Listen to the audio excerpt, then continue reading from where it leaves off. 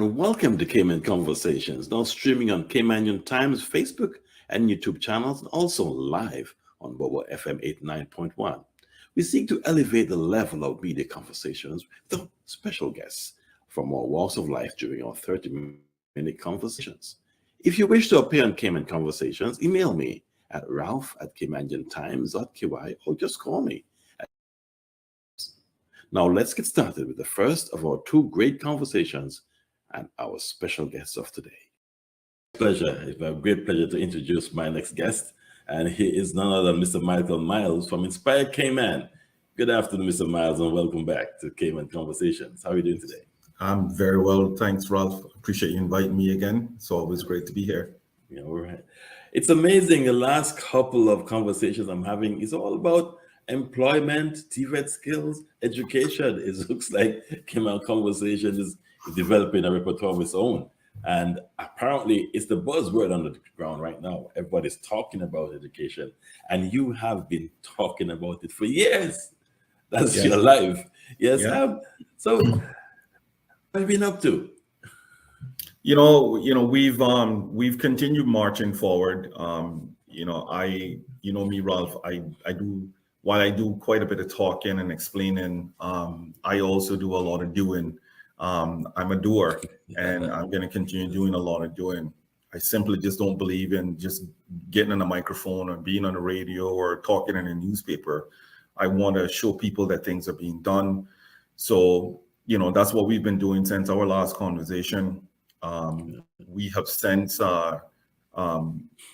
launched a partnership with WORC to launch a lot of training programs. It's one that I'm very proud of, and I've been trying to do this now for the last, 5 years since Inspire. So, it's kind of here now, and I'm excited. I'm excited to finally have where every Caymanian that comes through our door, the possibility of getting a TVET grant is now imminent.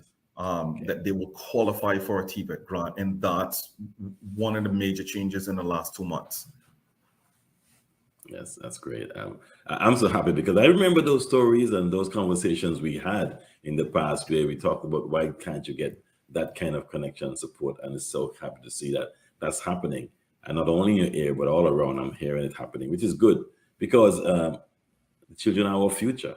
We know that song, children future. We have to take care of them, and of course provide the training. And so it says it's a curriculum introductory craft skills course. Can you go into that in more detail? No. Yes. So we have several different opportunities now to train up people. Like I've told you, I'm not sure if I shared with you the last time. I hope I did.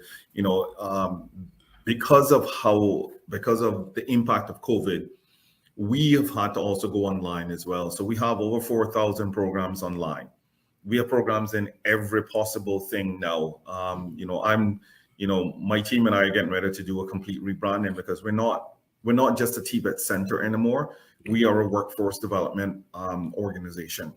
We are doing a lot more than just when I started off, 4.5, 5 years ago.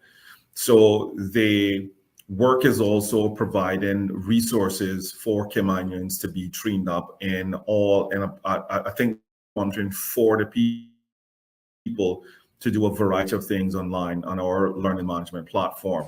From folks who struggle with grammar, so we are providing a grammar program. We're providing an accounting program, entrepreneurship program, and we're also providing a admin fundamental skills program.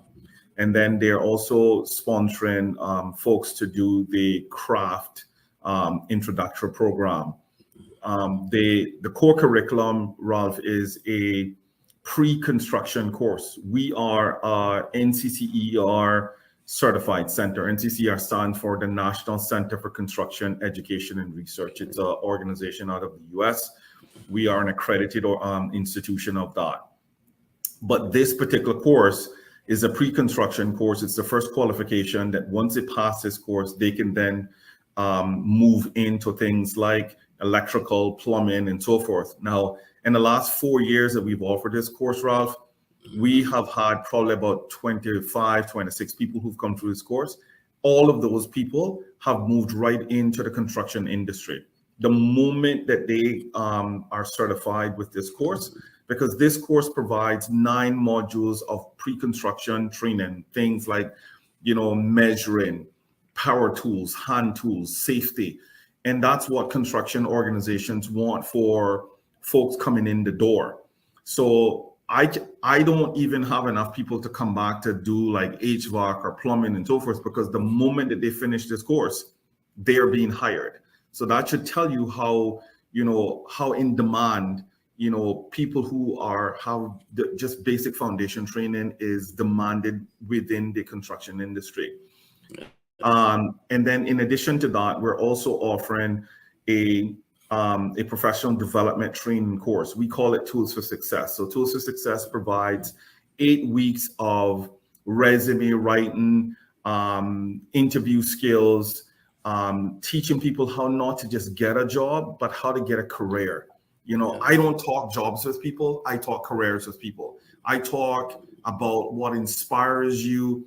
I talk what motivates you to get out of bed in the morning. I don't talk about how you get paid, because everyone's going to get paid. And the people that walk through my door, the majority of them have had jobs. So I'm not here to get in about another job.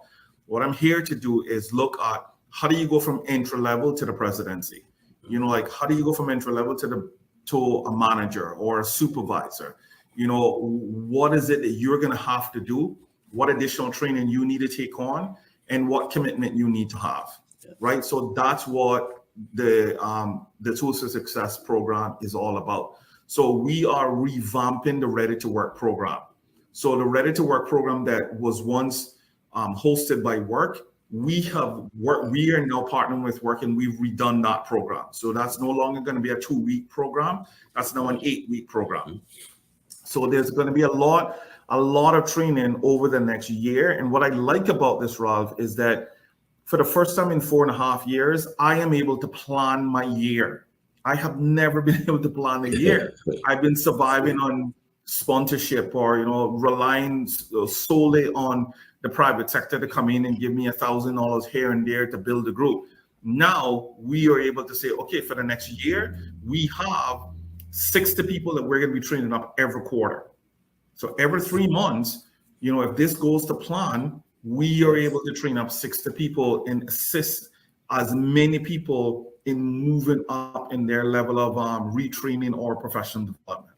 So, that's a big win for us. And it's one, that I've been begging for the last 4.5 years of running Inspire.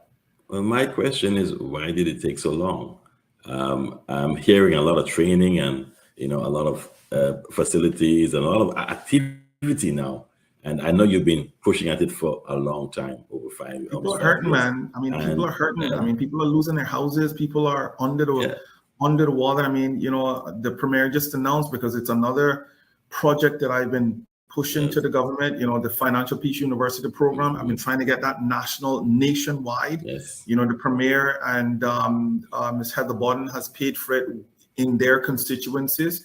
For the last 3 years, I've co-sponsored that program as well. So I've invested a lot of money with him in that program and a lot of time. And I've been begging to get it to where everybody has access to the program.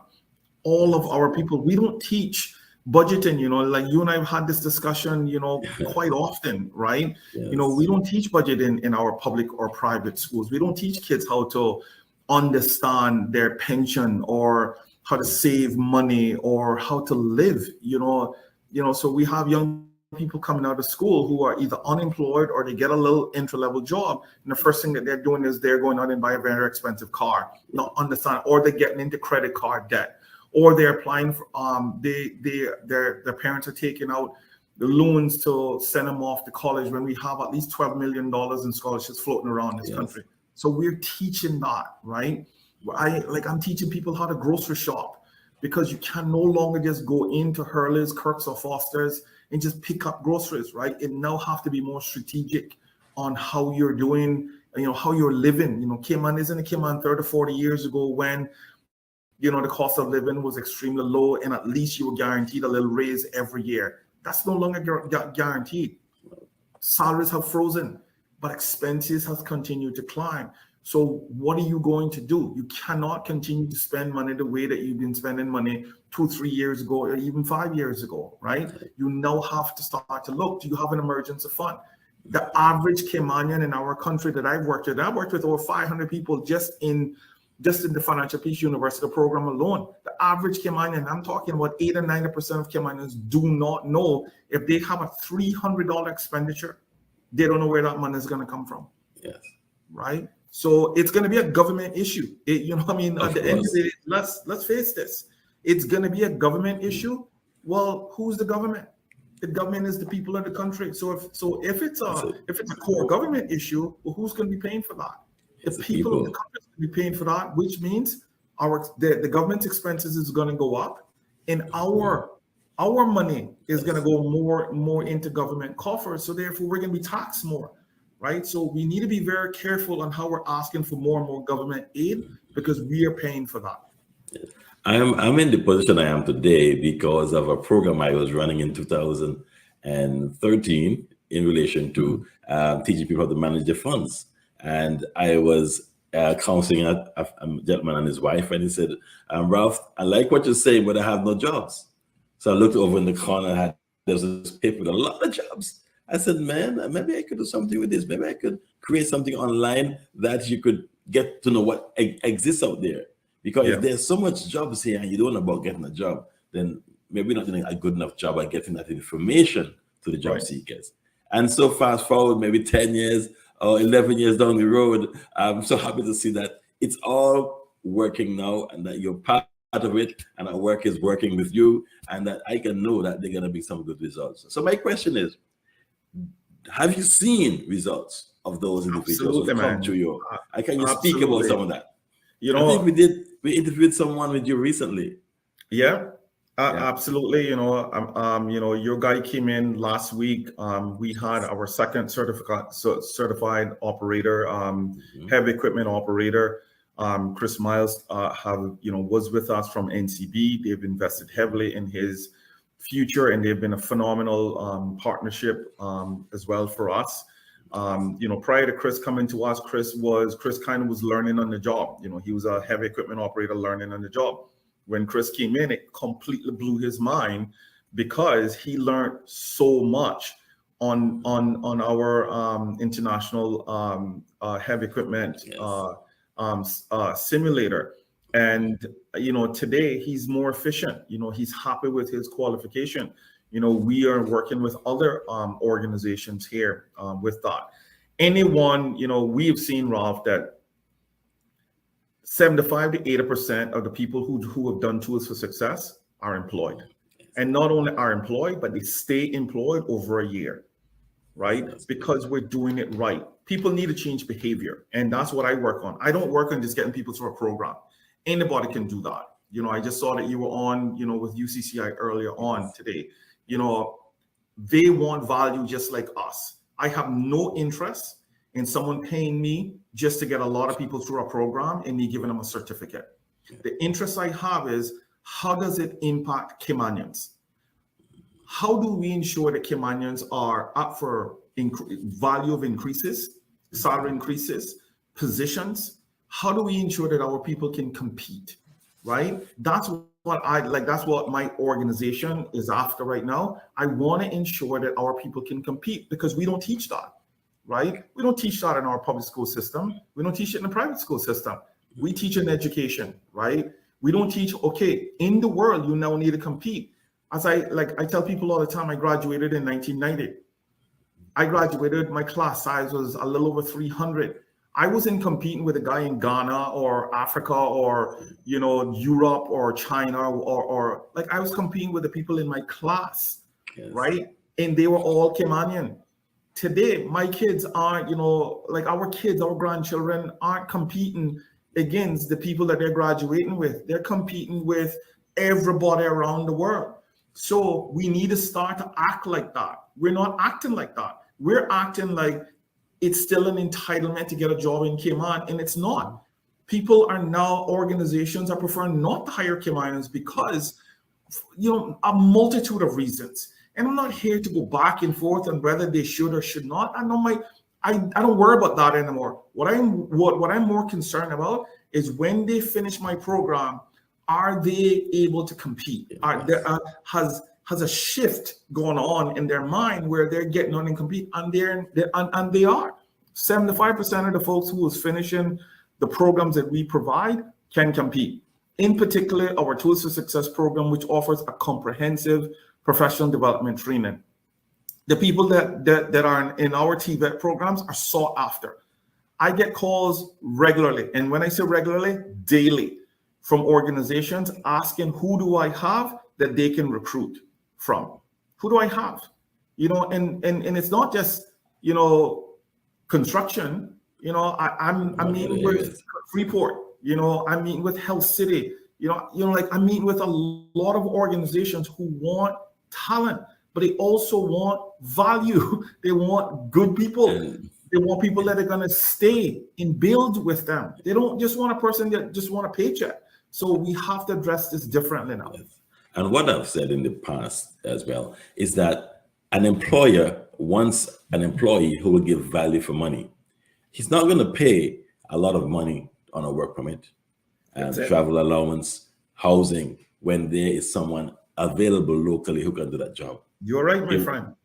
They are not going to do it. They're going to invest in that person. And I've seen employers do it. They identify locals who actually are intelligent and who are sharp, and now they're in management positions. I work with them in the bank industry. And I remember when they joined as a cashier, and they're now vice presidents and senior vice presidents. And we're like, okay, are you from Cayman? Of course. But just give them the opportunity and they apply themselves. And it's amazing how they can perform and outperform many. And so we are seeing it happen. And with your inspired, the inspired training, I'm sure you've seen that sort of examples. We have. It has to be a reteaching of what value is, right? The value isn't just showing up for work anymore. You actually have to perform now, right? But if you are not teaching that, right? This is not about math and English anymore, right? This is not about science. People actually want, like everyone is fighting for the same customer, right? So what's going to make my business very differently from your business? It's the employee, right? Because everybody has fairly comparable services, right? At the end of the day, that's what it is. What is the difference maker? The person who walks through the door, who wears my brand. That's going to be the difference maker, and that's what I'm preparing people for. I'm hard, and like I said to everyone that walked through the door, I'm hard on my own children because I want them to have a clear understanding. No one is going to pay you a lot of money and to do a lot of nothing. Organizations aren't paying for that anymore, right? They're not just paying because you have a pulse or a heartbeat. They're paying because you have an outcome and their companies are profitable. So if you're not going to have that, you're not going to be in, one, the company's not going to be in business long, and two, you're not going to have a job, right? So, but we don't teach it. We think that just simply putting words on a piece of paper is a resume. That's not a resume, right? That's how you create value. You are taking that document, and I see this all the time. People are just splashing words on a piece of paper and sending it out to 300-400 companies via email. And I said, and my question is, do you want to work for 300 companies? No. Well, tell me what you'd like to do. Would I like to work for this company? Great. Then let's focus on them, right? Or if you want to work in this particular industry, right? I'm seeing young people just splashing the entire country with resumes, or people that are in between jobs, right? Or you have 5 jobs that you've worked in 2 years, and they don't understand that when a human resources director sees that, it now shows that you have no commitment and you have absolutely no priority in terms of who you work for. So therefore, Caymanians are being passed up because they've job top for so long. And I see it often, right? They're coming in my doors and saying, sir, I can't get a job. And that's impossible. We have 35,000 work permits in Cayman. You can't get a job? Sorry, right? But when I look at the resume, I understand. You can't get a job, not because you're not qualified. It's because you have job hopped for so long. So we need to clean your resume up some, right? We need to make you more appealing on paper because the employer isn't meeting you. They're seeing you on paper first before they give you that call. Yes. So we need to make sure that I can get you in the door. And then I teach them how, when you get in the door, you now sell your skills, because that's what it's about, right? What are you going to do for me that's going to make me some money? Or how are we going to build my business? Because how you are going to get paid as the employee is when I build the business. We are not teaching that part of it. And we should. Another thing that we're not teaching, Ralph, is how to be an actual entrepreneur. We need to start to we need to stop teaching about just employeeism and start teaching owner. How do we get our people to become owners? And that is something that I believe that we now need to move on with. Yeah. I'm with you. And just to take a step back a minute, we got employers are investing in their staff for long term. They're not going to invest in you for you to leave in 6 months or 3 months or 2 months and job hop. So that's why when you come with a resume with many jobs, they have a concern that, okay, after I've trained you for 4 months, you've gone. Now they have to train somebody else. And of course, it's a cost to it. Absolutely. So it's an investment for the employer. And these things are important. Now, if we train our people to understand that, they can say, okay, maybe I'm not happy with this job for today, but stick it out. Stick it out. Maybe it's something that you understand a little more. Have some patience, and that's a direction that we should go. Also, regarding being entrepreneurs, and I remember, I left the bank after a number of years, and I said I should have left the bank maybe 20 years before that. Yeah. But we get so comfortable being in a business, and that, okay, I have my salary coming. I can do great things, but I need to make sure that I have my salary, and that's one thing that we just close our eyes. But what happened is that there may be more that you can do by being your own business owner. Yes, you don't have to go on your own and start a business and leave your job. You could start the business while working in that institution. But it's amazing. It's amazing when you run your own show and you're taking care of your retirement. Many people, and we've spoken about this with the pension, it's not enough for them to retire on. And what's the other solution? They have to have some form of income to fall back on. And that's where, by building a business, you're guaranteeing yourself that I have something there that's generating cash and generating revenue that can take me to my older age. But when you work for somebody, you get a pension, that's it. So these are kind of mindsets that we need to pass on and let everyone understand what's important in not only getting a good job, but also being an entrepreneur and trying to run your own business. Yeah. And, I encourage, there's a lot of young folks that come in our doors and they're like, sir, I'd like to work for myself. Great. I want to encourage that. I don't say, well, it's hard. Yes, it's hard. I mean, that's a gimme. So if you're coming into it because you think it's easy, that it's not. Our government has an entire center, the Center for Business Development, that I just feel it's underutilized. We don't encourage it. They should be doing lots more stuff, right, in that particular area.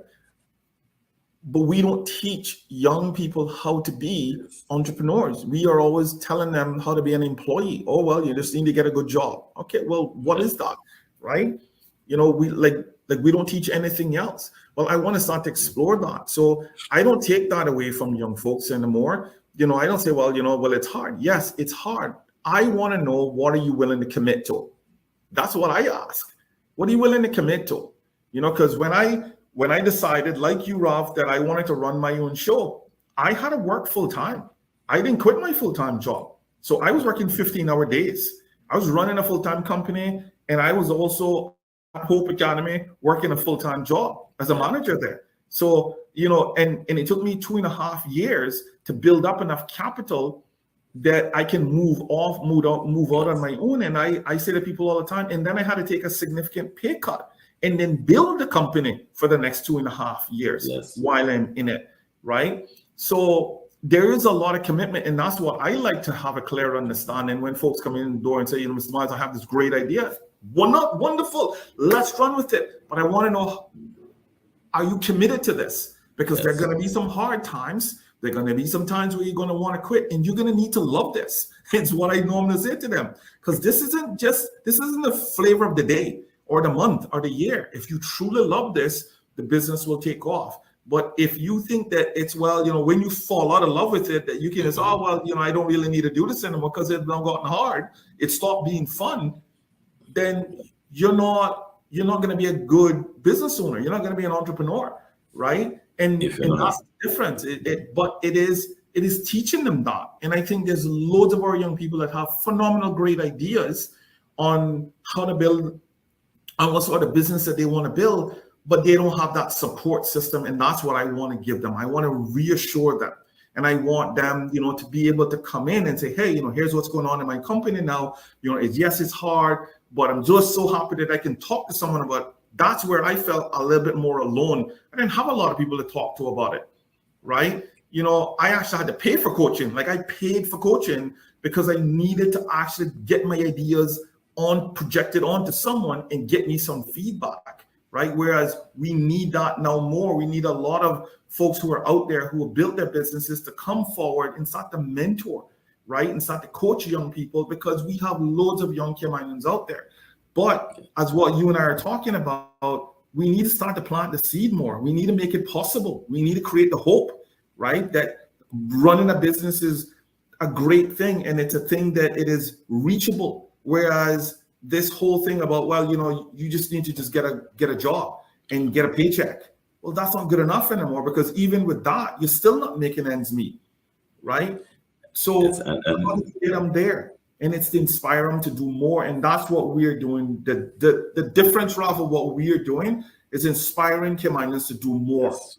You're not coming in here just to do the bare minimum. That's not what I run, right? I don't want you to just be a gardener. I want you to be the best damn gardener. I don't want you to just be, a good electrician. I want you to be the best electrician, right? That's what we preach, right? I don't have no interest in telling people about a salary or a job or a paycheck. I'm interested in how good do you want to be?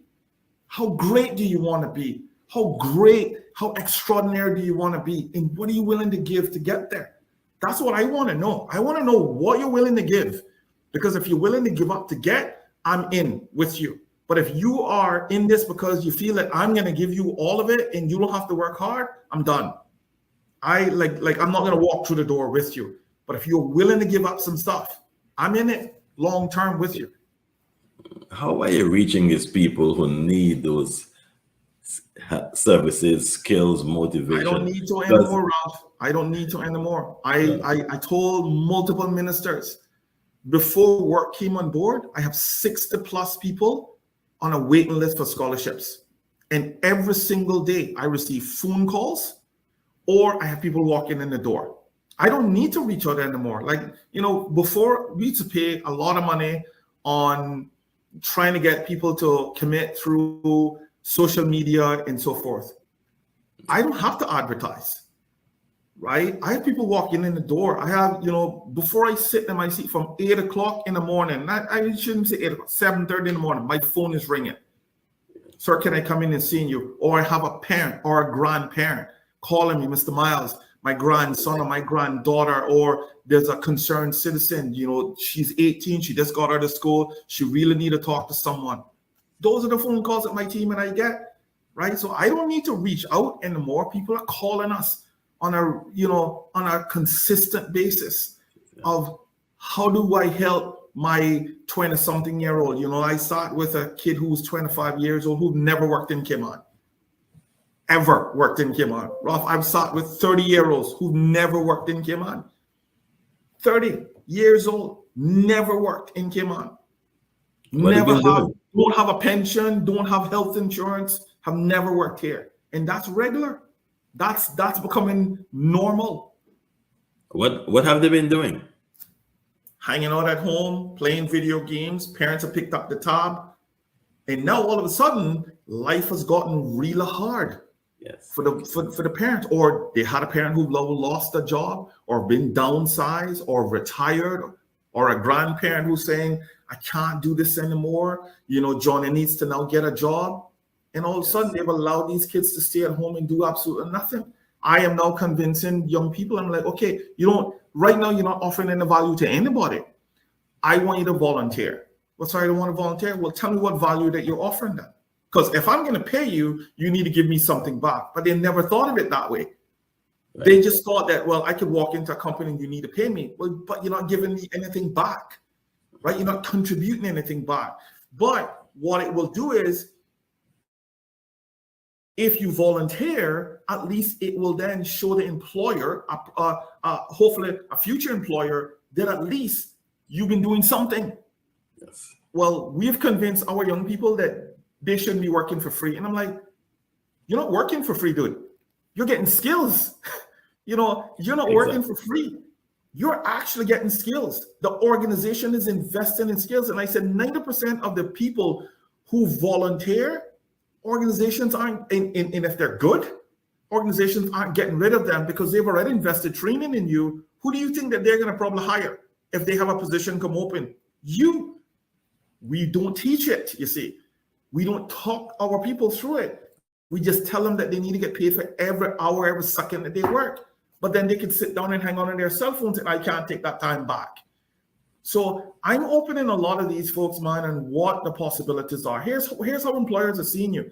I also have a lot of HR managers coming in. I have a lot of hiring managers coming in to see me, to do motivational speeches, to walk these youngsters through or these people through what they expect. Here's what I want from you. When you are coming in my doors to be my employee, here's what I want. And if you can't give me this, I don't want you. I'm not going to hire you. I prefer to pay $5,000 on a work permit because at least I know that person's going to come to work and gonna come on time and I'm going to deal with my customers appropriately, right? They're looking at value for money, basically. Ralph, we don't teach it. So do I expect a 17-year-old to know? No, I don't. I'll have kids walk in here with flip-flops, a t-shirt and a tear-up jeans. They've never met me. They don't know who I am. Their grandmother or mother or father have sent them to me, but they come in here looking just very untidy. And I have to sit down and I say to them, did you have other clothes to wear today? Yes, sir. Well, why didn't you just wear some shoes? You're walking into a professional organization. You've never met the people that you're walking into, but you're dressing as if you're going to the club. You know that you're going to go and hang out with your boys. I mean, come on, right? No, if it just doesn't register, I wouldn't hire you. Yeah, and like you say, it's hard to that they don't know because they can see. Everyone has access to information. They can see, but it's somehow it's not getting through. That's maybe the reasons why they don't have employment or why it's hard to get employment. So they have to make that connect with a disconnect. And so once we make a connection by training that, you have to step up the game if you want to achieve and succeed. And this is what is becoming to nowadays. Like I said, we can't have everything falling into our hands because the pots are running dry. Absolutely. The wells are running dry. And the money that was flowing in the years gone by have stopped. And times are getting hard. And now the government, like I always said, the government can't do everything. They can't do everything. But like you rightly said, who's the government? It's the people. The people can't do everything. It's like a village. If all the money goes from the village, who's going to feed those who are not working? Everybody has to contribute. And so it's the knowledge that we have to pass on. I totally agree. And it's similar like what you just said. How many more social programs can a government create? How many more?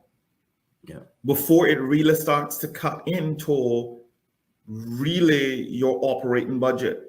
You have, now it's the Department of Financial Assistance.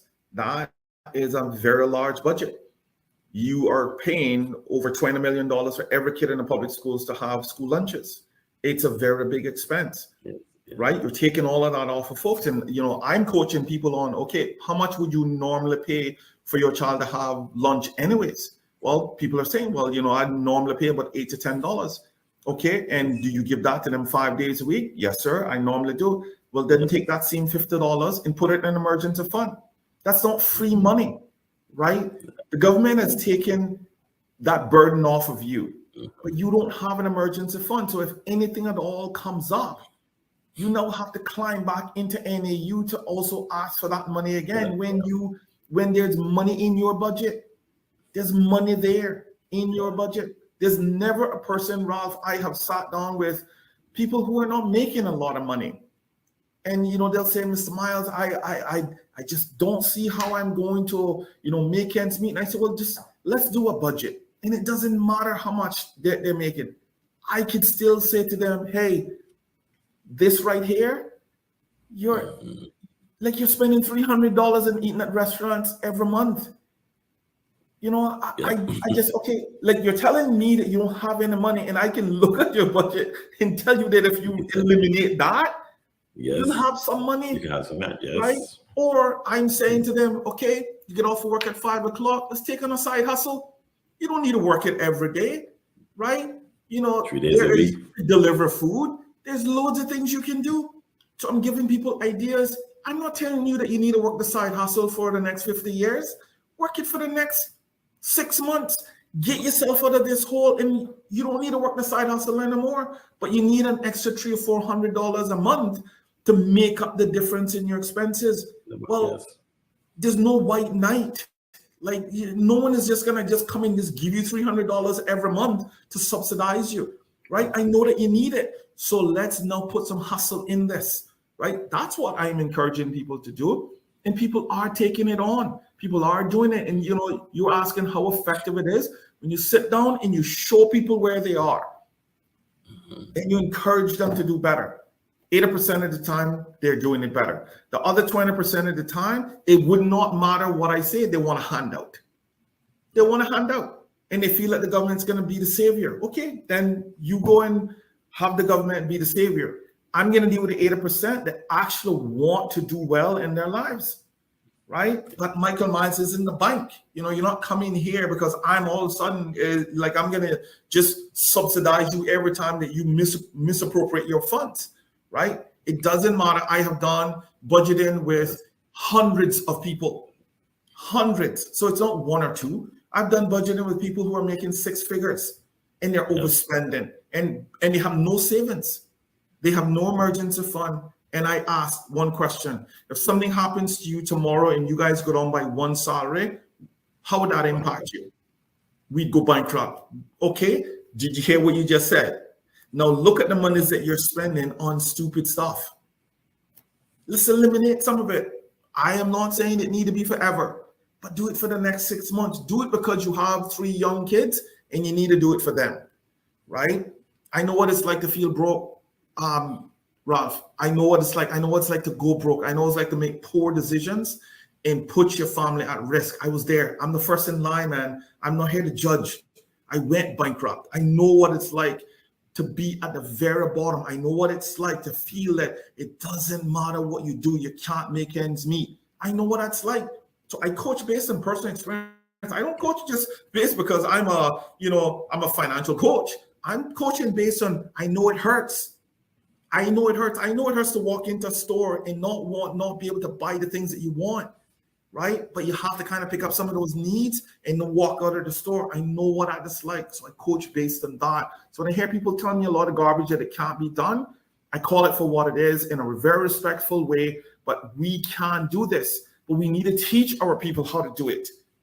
We cannot, have this every time there's a major, interest rate hike. We are willing as the government to set up an alternative program to absorb that. We can't.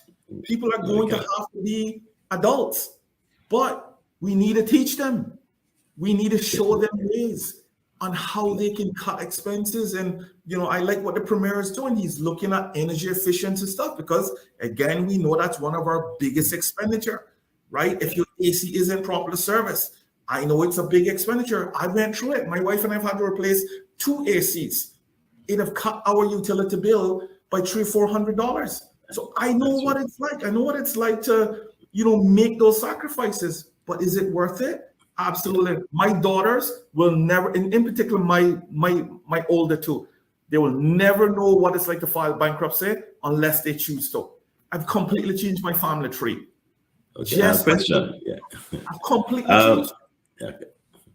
The program that I think was recently announced by the premier regarding financial planning training, has that started yet? It has not. So hopefully, I'm hoping that at least by the end of June, I know that they're going to be doing some marketing with that. It's going to be hopefully in all of the districts now. Right now, we're only doing it in Savannah and Newlands. So we have 26 people in a program there. We've been doing it for the last 3 years there. It's been going very well. A lot of people have been dumping debt. So what I've asked the premier to do in January is roll it out. Let's roll it out to everyone. It's something that is needed, and he's been. I did some training for him years ago when he was in another ministry, but so he's been very close to his heart, financial management. He's feeling it, right? Yeah. He is feeling it. He's seeing it, right? He sees those people come into his constituency office regularly. Like I've talked to a lot of those people, Ralph. I've talked to a lot of the constituent admins. They see it. Yes. They see the unemployment. They see people making very poor decisions when it comes to their finances and then run into the constituency offices for a bailout.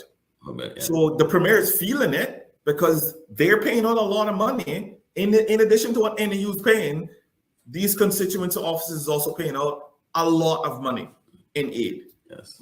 But if you don't teach people how to manage their finances and hold them accountable, you're always going to be paying out a lot of money. Yeah. So I applaud that move, and I look forward to seeing the results when it's been announced. So we can probably do some promotions on it. I'm trying to get him in here so we can talk about it as well. Because, like I said, I did a similar program years ago, and you made a good point. The best financial instructors are those who've had the experience themselves. Yeah. And that's what we've learned over time. That those people, once you live it, you know it, and you can relate to it. Mr. Miles, always a pleasure having you here. So you have a wealth of knowledge. And I like what you said, we need to teach. And that's where the focus has to be. We have to get the information to those who need it. And Ralph, that's why we have this conversation. I'm so appreciative of you. I'm so appreciative of the opportunities that you continue to give us. And I want to take this opportunity to really thank you, because it doesn't matter when I call you, you always say, Michael, I'll have someone there. So thank you. This youngster that we've just recently promoted, I cannot thank you enough. You don't know, I don't think that you will ever know the impact that you're having as the media, because it's people like the Chris Miles that have come from, the pain and the suffering of his environment as well, that is now doing phenomenal, great things. But by having organizations like yours promote it in a very phenomenal way, because we can also promote bad. I mean, you and I both know that, right? We see it on the news. It's almost every time something comes out, it's this breezes through social media on all the bad stuff. So I want to really, really thank you for helping me. I could not have done this without people like you promoting us, promoting the young people that are doing really good things. So from the bottom of my heart, from the top of my heart, on behalf of my family, on behalf of my center, thank you for always supporting us. You're welcome. And for those listeners, Chris's story will be in our Friday's newspaper. And if you pick up Wednesday newspaper, you'll see the gentleman who just recently got his pilot wings for the helicopter flight. I did. It's another phenomenal story, man. I read that over the weekend, and I was like, wow, this is so great, man. It's so great to hear. It's amazing. We need more of that. And like the information that needs to be disseminated, this is how we do it. Because it's not only teaching about what needs to be done, but also giving examples of those who have done it and have achieved. And that's what makes it happen. So that's why we're here. Michael, thank you, sir. See you soon. All the best. Have a great All right, thanks, Ralph. All right, take care, sir. All right, bye-bye. Pleasure to welcome Mr. Mario E. Banks to today's show. Mr. Mario E. Banks is a former senior government official in various capacities. He now serves as a human resource professional, an independent director and businessman. For years, he has been active in the community and politics and continues to be a public affairs commentator and contributor. Good afternoon, Mr. Mario. How are you doing today? Good afternoon, Ralph. Doing very well. I want to just say good afternoon to all your listeners on social media and on 89.1, Bobo FM, and all the people of the Cayman Islands. It's good to be back, Ralph, with you on the show. Last time we were on the panel and we took a little break, and it's good that you're now reinvented into Cayman Conversations, and you're getting bigger and better. So this is great. Very good. Thank you very much. We took some ideas and suggestions from the last show. And so of course, we included the radio access to that, which is very popular these days. And of course, it gave us each the opportunity to have something to say and to comment on topics that we feel passionate about. And doing it this way, we not only share the platform with other people on other days, but also we get a chance to have a conversation. And that's why it's called Cayman Conversations.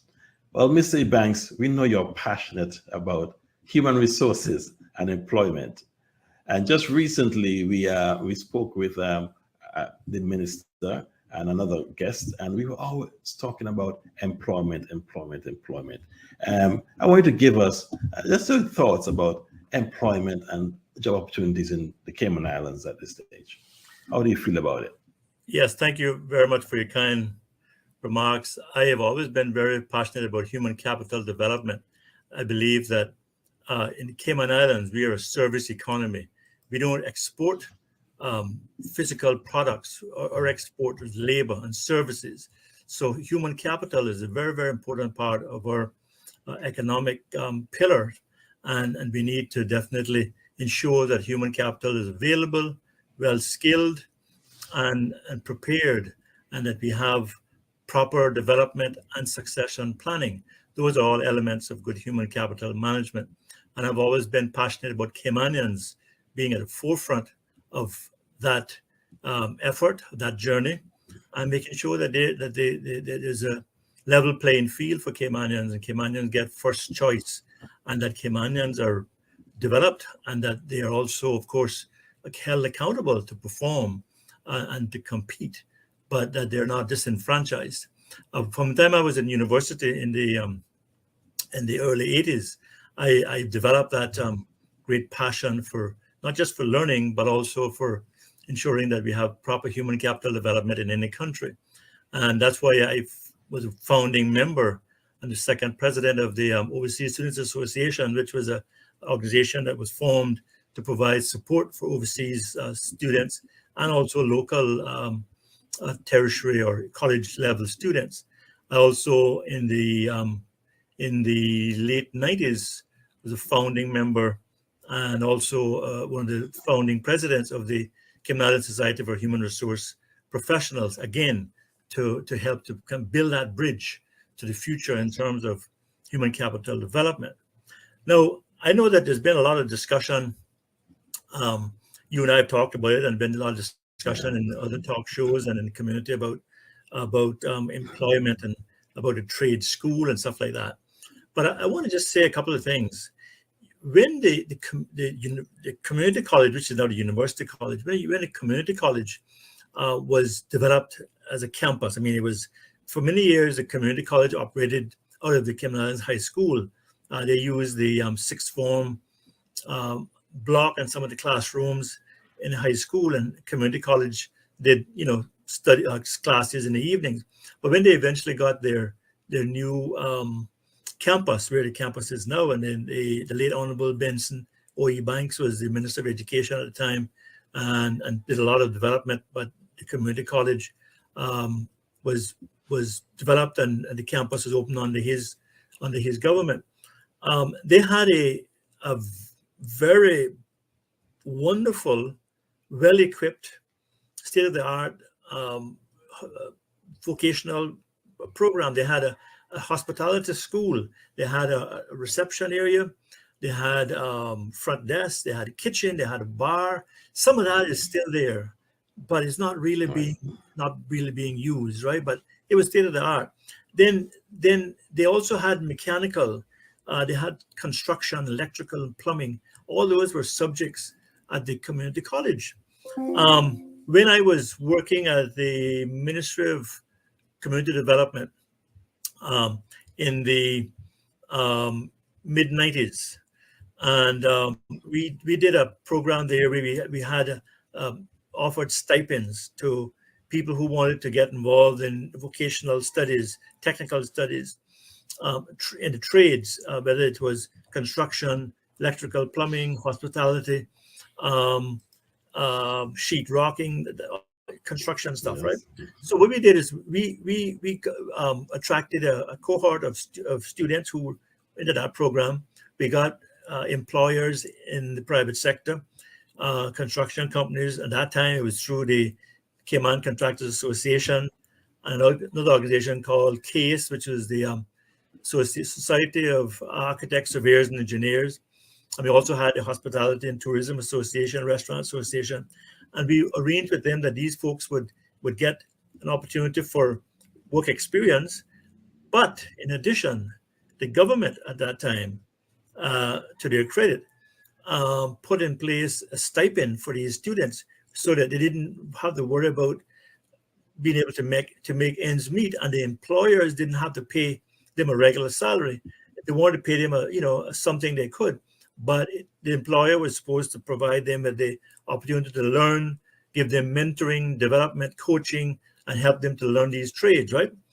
But I'm here to tell you, sadly, that I think we started that program with about 60 students, and after the first term, we probably had only half of those left. And after the next term, they had about 10. So they were getting a stipend, they had jobs, they were also the schooling was paid for. And so they didn't do it. Let's fast forward a little bit later, a little bit more current. We have SciFec. SciFec, I haven't visited SciFec since COVID, but prior to COVID, I was there quite a bit, and we did some tours and stuff with from industry. And I mean, they have programs there like hairdressing, they got videography, they got all kind of good programs, right? But again, my point is, we talk about all these, we want a trade school, but we have all these programs. Why is it that these programs are not working? I am told, and I haven't seen it, you probably have seen it, that the new John Gray High School that just recently opened has a fantastic suite of technical studies facilities. Now, again, you have all of these facilities. Why is it that we still talk about needing a trade school? We had the John Silver's property in West Bay that was purchased by government probably 25 years ago. That was supposed to be a hotel training school. It still hasn't happened. It's a white elephant. So my point is this: human capital development does not have a champion in the Cayman Islands. We need to have human capital development champions or a champion to push these things through, because we keep talking about it year after year, election after election, and it doesn't happen. Let me just say, so the question is, Ralph, Yeah. why is it that all these programs are not working? Why is it that it haven't produced anything of substance? Now, maybe there's some students that got through and did well, but I think those are, I don't know who they are, but there's a minority of people. We just need to look at what's causing it. Do we have proper focus? Do we have a vision? Do we have the funding? Is it aligned to a strategy? Or is it just stuff that we throw money at and then we say, okay, tick that box, that's done, but we're not getting the results? And I think that, as I started out to say at the beginning, as a service economy, human capital is a critical input, and we have to treat it as the critical input that it is and stop paying lip service to it. And the blame for that has to be shared by public sector and the private sector, and also by some of the students and some of their parents, because some parents might feel that their children are destined for certain careers and certain jobs, when in fact they would be better and more happy and more productive and more successful in different areas. But they get sort of pigeonholed in certain areas, and they don't work out, or they don't like it, or they fail. The other missing element in this issue of job placement for Caymanians is the scholarship secretariat. Scholarship secretariat is a unit within the Ministry of Education that actually coordinates scholarships being granted to Caymanians, ensures that they're meeting the grades every semester to get their funds for the next semester. But what I see as a missing area is probably because of lack of resources. And I was a member of the Education Council in the late 80s to early 90s. And I know a lot of it is volunteers, but that was a long time ago as well. But nowadays, with the kind of budget that we have of over $1 billion, $1 billion, we need to focus more funds, more investment into human capital. And going back to the Education Council Scholarship Secretariat, they want to have a few people in there, and I think some of them are actually multitasking with other jobs.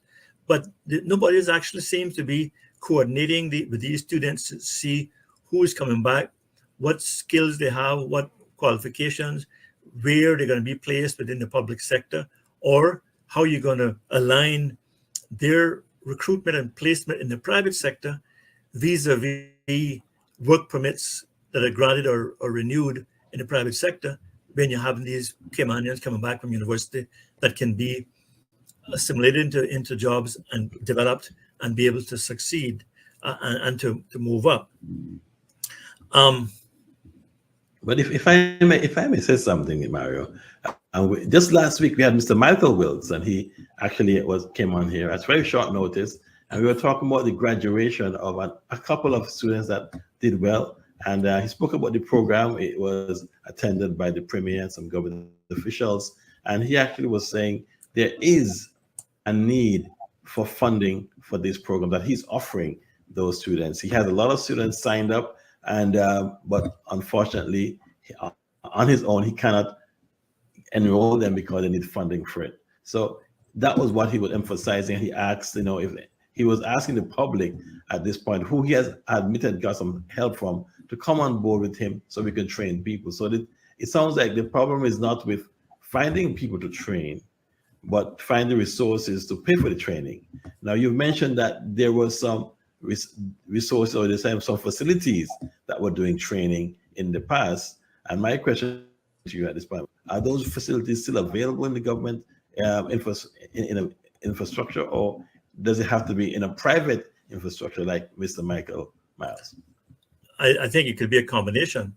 I'm not familiar with all of Mr. Michael Miles's facilities or offerings. I know he has programs, but there are facilities at the University College. They need to probably be dusted off and put back into operation. I understand that there's some first-class, world-class facilities at the John Gray High School, the new John Gray High School, and there are probably others at other high schools. SciFec, as far as I know, still has those facilities. So it just needs to be coordinated. There needs to be a SAR, a director, a coordinator, a director. I agree. Exactly, because to pull these things together, I mean, we continue to put, have these strategic policy statements with all this wonderful stuff, but then nobody thinks about, okay, how are we going to make this work now? How are we going to connect these dots and make this thing work? And how are we going to test it to make sure it's effective? And how are we going to report and be held accountable for these public funds? I think that we're missing an opportunity for the last 30 years of not delivering enough.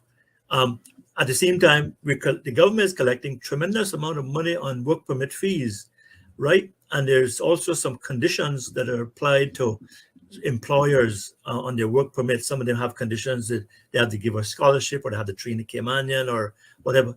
All those funds can be directed to these causes, but they need to be coordinated, and it got to be coordinated by having proper resources and the existing and we'll talk about this later on if you have time. The existing immigration infrastructure is so dysfunctional and so under-resourced and so heavily dependent on volunteers, it seems, that they're just not able to keep up.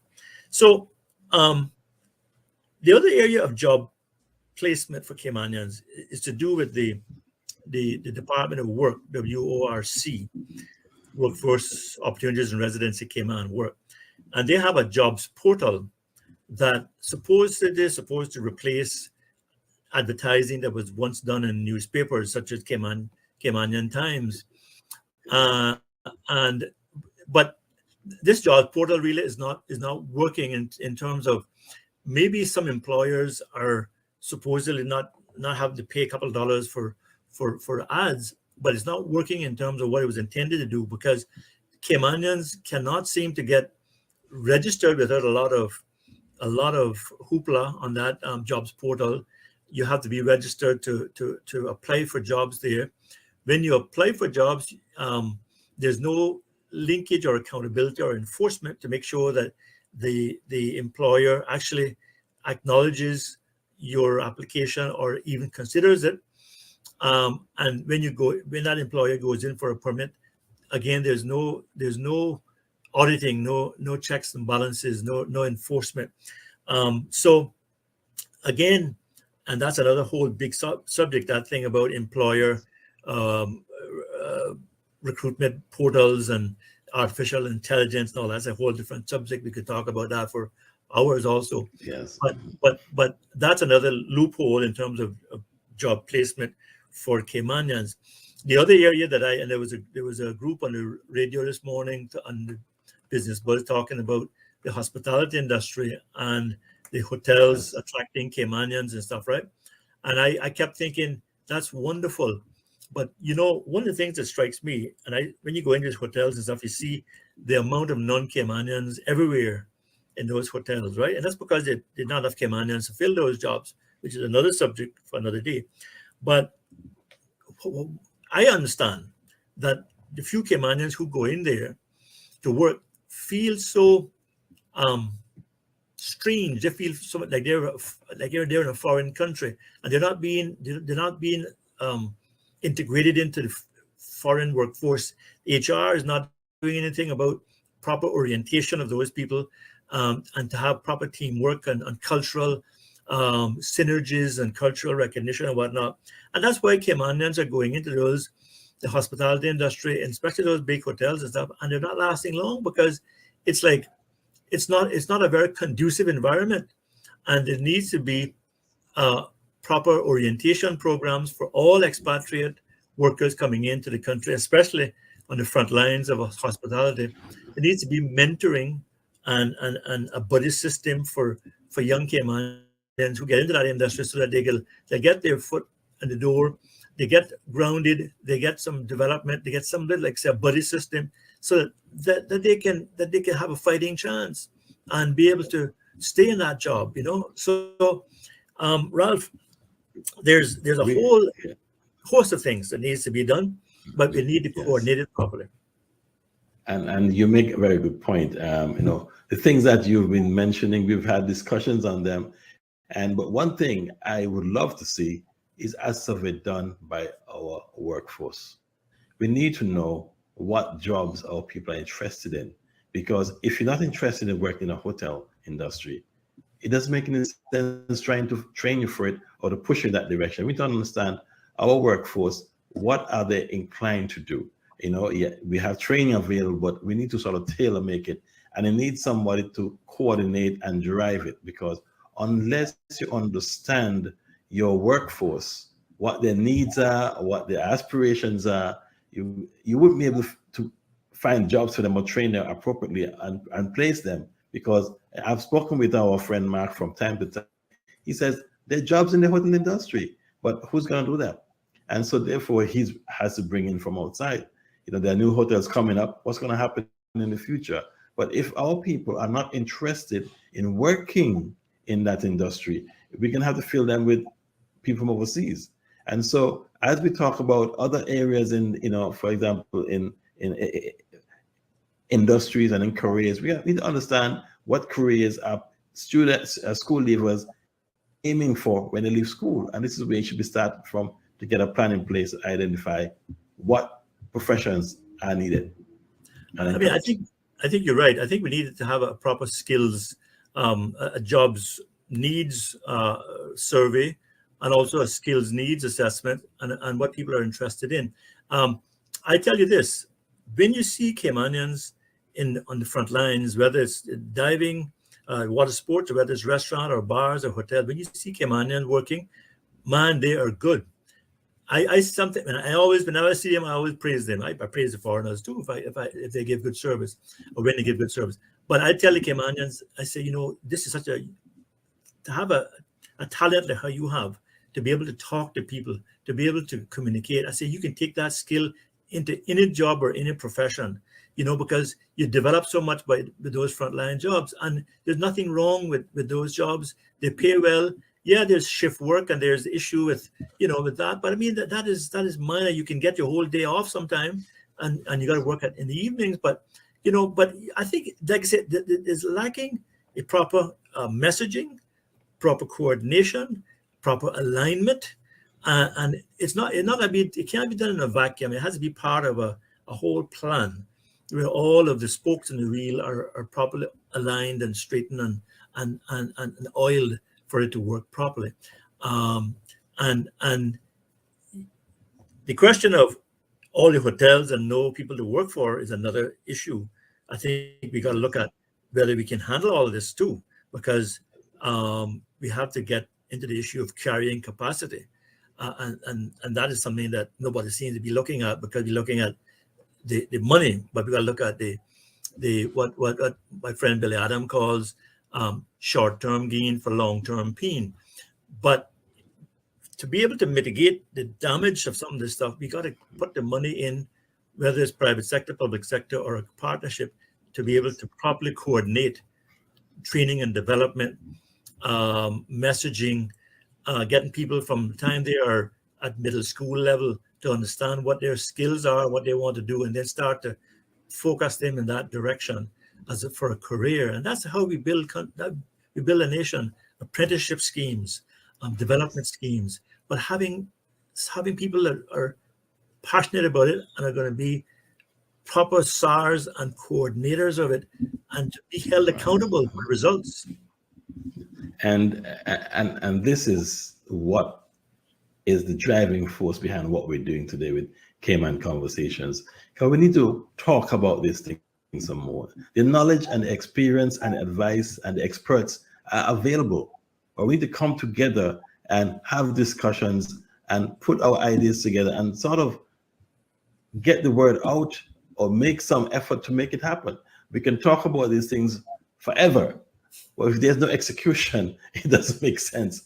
And you're telling me that way back in time, this has been happening, but it's not. We're not getting anywhere with this. So how do we make something happen? Like I said, if we keep talking, put it on the front lines, or put it where people have to hear, and hold people accountable, and make recommendations as to why this should happen, and identify, okay, we need to have someone in charge. Can you put someone in charge and put pressure on the powers that be? So let's get this thing done, because we've been talking, and we just can't stop talking, because I understand people say, I've had enough, my energies are gone, but we have to keep pressing. If you really want to achieve something in life, we have to keep pressing on. It's not going to be easy for everything, but individuals such as yourself who are passionate cannot stop talking. You have to keep talking, and no one should shut you up, because you need to keep talking. That's what I'm saying. So we have an independent platform called Cayman Conversation, and we'll keep talking, because at some point, somebody will listen. Well, people got to listen, but they also got to act, And I tell you, it's very tiring to keep saying this thing year after year, decade after decade, and nothing happens. And that's the reason why I decided to run for political office a couple of times, because I kept saying, well, I'm going to work behind the scenes, provide advice, provide support, and get things done. And it just doesn't get done. So I said, let me just try it myself and see if I can get in there where I can make it happen. And it hasn't happened yet. So what can I say? On that note, and I had on my list, what are your plans for election? Are you gonna try again, or are you gonna take a back seat?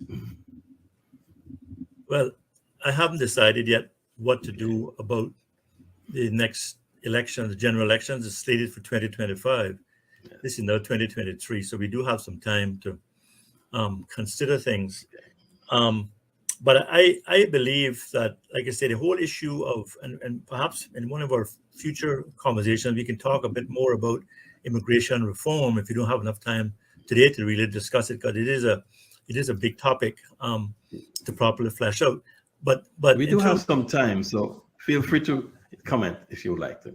yeah. Well, let me just say that in terms of your question about my intention, I haven't decided what to do. I'm still thinking about it, listening to people, praying about it. My wife is also my greatest support and advisor, and I have to make sure that she's happy. So I have to also listen to her and my other family members. But you know, I I believe in a structure. I don't believe in a marriage of convenience. And when I ran in 2021, we didn't have a team or a party or an alliance. We ran as a whole pile of independents, which was not very wise. And so we ended up with a marriage of convenience that we have now. The opposition party, the Progressives, I was once the very senior in that party. I'm no longer in the party, but I was the first vice chairman. So I was almost up at the top. But they have gone astray as well. So unless they reform significantly, I definitely wouldn't join them. But I think I'm a party man. I'm a person for structure. I believe in a proper ideology that people can be judged by. I believe in having accountability. I believe that people who get elected or who run must run for the right reasons. And if you're going to go in there to make money or to be corrupt or whatever, stay out of it and do something else. I think that people must do it for the right reasons. And that's why I have put myself forward. And at great cost and sacrifice. But I do it because of having a passion for the country, passion for the young people, passion for future generations, and knowing the right things to do based on my experience, based on what I've been through, having to run away from my country of birth, which was Isle of Pines, Cuba. So I know how it feels, and I know how I don't want other young people to have that same hardship. But like I say, I think that we need to have a structure. So and I underscore if I run in 2025, and I haven't decided to do that yet, it'll have to be with a proper structure, whether it's a new party, a team, or alliance, or whatever, of people that are like-minded, that are honest, that are intelligent, that have a good feel for being representatives as well as being parliamentarians and legislators. So you can't have an unbalance where you want to have people that are in the community as sugar mamas or sugar daddies. That has its place perhaps, but we need to have people who are focusing on the big issues. We need to also put in place the district councils, because they'll also create opportunities for people to serve and to learn and to be able to eventually succeed the MPs in those constituencies.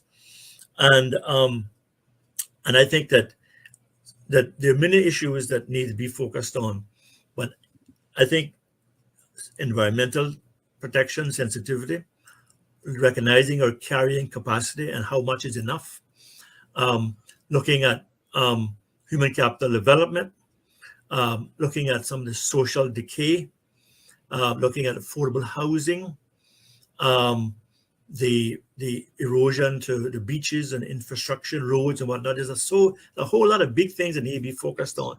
And if whoever gets in the next election need to get in as a team with a proper manifesto, with a proper plan of action to deal with all those things. I really don't want to be a part of a group who's going to just go in there and just waste time and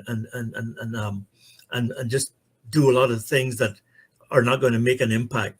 I'm all about trying to make an impact, because we don't have a lot of time left to address some of these serious issues that we are facing. So I hope that gave you a little bit of a feel for where I'm at. But I have decided, I got a couple of job prospects. I got a couple of projects I'm working on. There's something overseas that kind of came up as well. So, if I haven't decided yet. but I want to certainly make an impact and make contribution in the Cayman Islands. When you go into politics in Cayman, be careful, because you get blacklisted, and it's not something um, that is obvious or overt. It's very much under the table, and people, you're disenfranchised from projects or employment or other things. So unless you are retired or independently wealthy, or you're young enough that you can make a mistake and bounce back, then politics in a small country is not easy. It's a shame, because there are other countries like Bermuda, for example, where people can run for office, and if they get in, they can continue to be engaged with that organization they're working with, unless it's a public sector organization that is Yeah. part of their area, and in the private sector. They can continue to work, and if they don't get elected, they're not unemployable. In Cayman, it's a different thing, where people are, like I said, they're blackballed, or whatever word you want to use, and it's very subtle. They either think that you're going to run again, so they don't want to hire you, or they feel that, oh, I don't like your views, or you run against my friend, so I'm going to do my best to punish you. So, you have to be strong, and you have to have options, but politics is not an easy road in Cayman. So I want to serve. I have a passion for service, but I haven't decided what to do about 2025, or even earlier, or any other future runs for political office. Okay. Do you know of any parties that are being formed um, outside of the progressives? No, I have been hearing some snippets from various people about this one and that one that is going to do something or whatever, but they haven't called me. And basically, like I say, if people want to get involved, whether they want to volunteer or serve or contribute funds, or they feel that they want to form something better, and they're good people with good ideologies and intentions, I'm certainly I would welcome a call, or looking at that group, but I'm not actively looking for anything at this point in politics. Okay. But like I say, I imagine the progressives are going to run. They say they're going to run a slate of at least 15 seats in the next election. Whether the current PAC group stays together long enough to run the next election, I don't know. But like I say, I've been hearing a couple of things, and let's see what happens. We need to have, one thing is for sure, we need to have good, credible people, male and female, in this country to take us forward. People who cannot be bought out, people who are intelligent, people who can go abroad and represent us, people who are not going to embarrass us as a country. So that's why I like to think that we can do something. But to go back to the subject today about job placement and trade schools and stuff, there's a lot of things that can be done, can be pulled together. We don't have to reinvent the wheel. We just need to kind of coordinate and align things better and join up those dots and make this thing work. It's not rocket science, but we're just making it difficult by not addressing it. So we're kicking the can down the road, and then we're making the problem even bigger. I just want to tell you that you remember Vision 2008, this document here. Yes. Vision 2008 was a strategic plan, 1999 to 2008. And it's a wonderful plan that had a lot of people involved, probably thousands of people involved in it. And it developed a lot of plans and action plans and whatnot. And one of them that they developed was Action Plan 7, which was to create a new human resources authority or similar body, which will merge and make efficient the functions of immigration and labor. That was from Vision 2008, 1999, 2008, 10-year plan, right? That hasn't been done. If that was done and followed through and done properly, a lot of stuff that I'm talking about here today would have been dealt with. I did a paper in a book, Cayman Islands History, Politics, and Society. It was essays in honor of J.A. Roy Bodden. The book was published last year.